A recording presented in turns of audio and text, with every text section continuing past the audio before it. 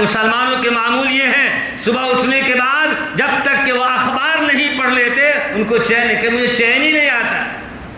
کیا بولتے؟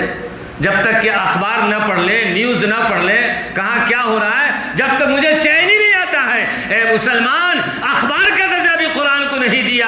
ایک زمانہ ایسا تھا، مدینے کی تاریخ اٹھائیے، مکے کی تاریخ اٹھائیے، حجاز کی تاریخ اٹھائیے، جب گلی سے کوئی گزرتا تو تہجد کے وقت میں حدیث پاک میں آتا ہے کہ ایسی آواز آتی جیسے شہد کی مکھی کا ہجوم جا رہا ہے اور پھر مناہٹ کی آواز آ رہی ہے۔ اسی طرح مدینے کی گلیوں کے دریچوں سے قرآن پاک کی تلاوت کی آواز آتی۔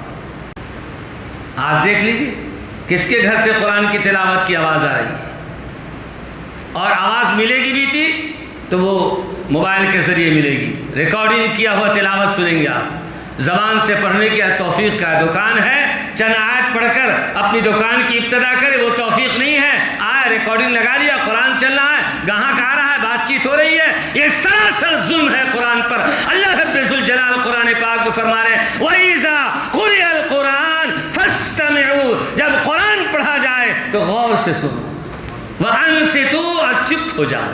دونوں لفظ آئے۔ کیا لفظ آئے؟ اگر کوئی یہ کہہ دے کہ میں تو سنتا رہتا ہوں، ایک کان سے سنتا ہوں قرآن اور دوسرے کان سے گاہک کی سنتا ہوں، تو دوسرا لفظ موجود ہے وَأَنصِتُوا، اللہ نے کہا چپ رہنا۔